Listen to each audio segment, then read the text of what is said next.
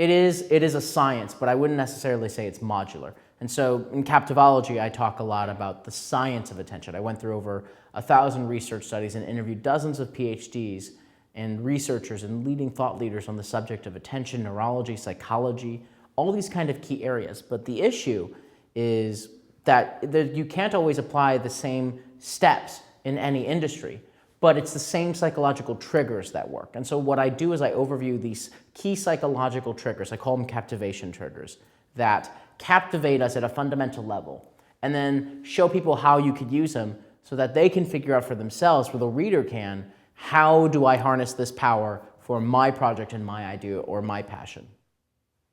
In the book, there's 7 key triggers, and I'll just talk about a few quick. And they go in kind of order of, in a chronological order, because at the very beginning is automaticity. It is our automatic reaction to certain sights, sounds, and colors. The answer is it's gender specific. If you're a man, most bright colors will work. Reds and blue, like bright blues and oranges and things like that, and neons, because they have the highest contrast with their surroundings, and high contrast we gravitate towards automatically. But there was a study done by a French scientist where women wore 6 different color shirts and found that on average women would be picked up about 13% of the time, except if they wore the color red, it jumped to 21% of the time. And it's because of the romantic associations we have with red. In fact, if you put a thick red border around a person's face, the opposite gender will rate that person as 3 to 4 points more attractive. And so it's these automatic associations we have with colors, with sounds. You know, like part of the reason my book cover has the teal borders, because blues and teals have the highest correlation with competence, and oranges and yellows have a lower correlation with competence. But yet oranges and yellows have a higher correlation with excitement. So it really depends what kind of thing you're trying to promote with your brand. Gotcha. So another trigger is the disruption trigger, which is we pay attention to the people and things that violate our expectations. It is a very powerful attention trigger because we are designed to find things that are out of place, because in the past, when we found something that was out of place, it was either food or a potential threat, like a saber-toothed tiger or something. But today, you know, we still have those same instincts, but I don't know about you, but I haven't walked through a hallway and found a saber-toothed tiger in a long time, or ever, I hope. But we still have the same instincts, and so we pay attention to those things that are out of place. And now it's things like ad campaigns and shock campaigns. In the positive end, things like the Old Spice campaign with the Old Spice guy. It was so disruptive, it was so unique. People had to pay attention, it was so positive.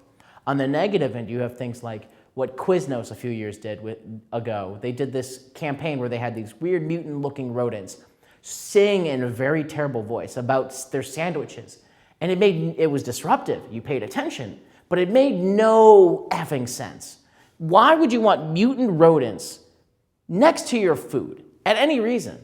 And you know, Quiznos went bankrupt last year. They haven't been able to get attention. And it's because they used the disruption trigger wrong. One last trigger. Let's talk about the acknowledgement trigger, which is the last one in my book. And it is that we pay attention to the people and things that pay attention to us and provide us with validation. And it's the reason, for example, that we care about fame, as an example. And I actually wrote an article in Wired, and I have a TED Talk coming out about this exact subject, where most people think that we want to be famous because of narcissism or because of a need for power. But it's actually, the research shows it's because we want belongingness. And we believe, as kids especially, that being famous correlates with people belonging in a group and belonging more to and having more friends. And it's this kind of thing that we keep going with. And so the more you desire belongingness, the more likely you are to desire fame.